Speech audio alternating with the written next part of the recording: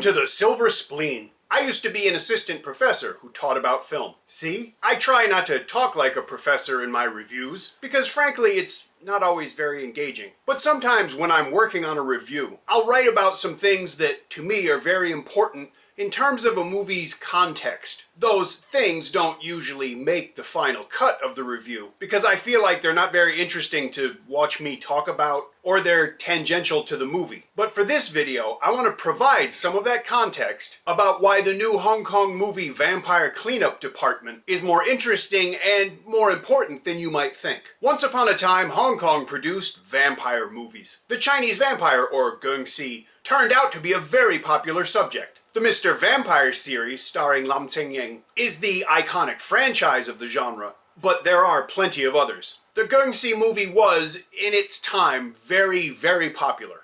Mr. Vampire is still a very well-known and well-loved character. Chinese vampires even appear in downloadable content for the video game Sleeping Dogs. Speaking of which, it was recently announced that Donnie Yen will be starring in the film adaptation, which explains why it's going to be called No New Tricks. But never mind. The point I'm trying to make is this. If gengxi are still a viable, bankable, cultural commodity, why don't we have more vampire movies? One word, sapperft, which sounds a lot more like a bodily function than I could ever hope for. The State Administration of Press, Publication, Radio, Film, and Television of the People's Republic of China is the governmental department charged with making sure that the audience in China doesn't get exposed to bad things. In their own words, and I really do quote, programs that mock pertinent societal issues, ridicule national policy, disseminate misleading viewpoints, promote extreme views, or deliberately go against societal order will soon find themselves resolutely stopped and managed seriously. You know, if that's not a recipe for great media, I don't know what is. Until very recently, China had no film rating system. So in theory, every movie that played in China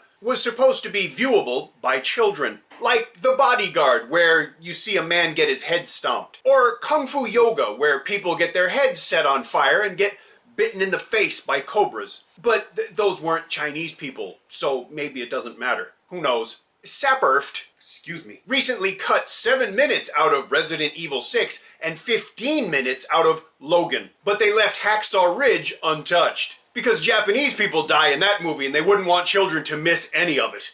I got that information from my friend Saeed. He lives in China, but he's not Chinese. He's Belgian. Check out his channel. His videos look a hell of a lot nicer than mine, but that's because he knows what he's doing in video terms, and I really don't. In addition to making sure that children never miss a chance to hate Japan, Sapperft, I had the shrimp for lunch, is responsible for deciding whether or not movies can play in cinemas in China. They don't have an actual set of rules that you could look at, but they make it really clear that if you want a movie to play in China, there's a few things you can't have. No gambling, or drugs, or hookers, or bad cops, or bad politicians, or good gangsters, or uncaught bad guys. Sometimes you can't even have not killed bad guys, or ghosts, or zombies, or vampires. Unless you tack on a horrendous epilogue to your movie, where we find out that the entire movie was the fevered hallucination of someone in a coma. Or it turned out that the story was actually from a novel, and it was being told to a group of people in a bookstore by the author.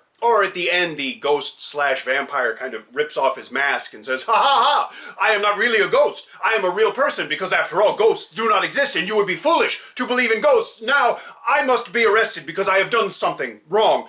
Or some such other bilious nonsense. The only supernatural, not-of-this-world character you're allowed to see in China movies is an obscenely sanitized version of Mao Zedong, and occasionally the ghost of Karl Marx, which is spinning like a top. So today, when people in Hong Kong think about making a vampire movie, they know that it can't play in China unless it turns out that the vampires aren't real. Sapperft dangles the gigantic China market in front of filmmakers. They're not saying that you can't make whatever movie you want, but if you want your movie to play in China, it can't be about this, or that, or have this. It's no wonder that the entire planet just breathlessly awaits the next Chinese movie, or not. So if you wonder why Hong Kong rarely makes vampire movies anymore, keep in mind that it's essentially financial suicide for the filmmakers, unless they add an epilogue that's artistic suicide. That's one reason I was so happy that Vampire Cleanup Department got made. I can't really compliment them for taking a risk because, like I just said, it's not even a risk, it's a swan dive. So in this day and age, making a vampire movie almost becomes an act of cultural defiance. Speaking of which, at the premiere of Vampire Cleanup Department, which I was lucky enough to attend, they had a group of little kids dressed up like vampires, complete with face makeup and everything. All I could think of was how much some people probably would have liked to prevent that. The government in China has waged a long, and thankfully unsuccessful, war on superstition for decades. They want to erase several thousand years of tradition, unless it has some kind of political utility, and make it so that the only thing that people in China believe in, and worship, is the party. So I imagine that these little vampire kids, just by virtue of being there, probably would wind somebody up, seeing as how it's perpetuating false superstitions and idolatry.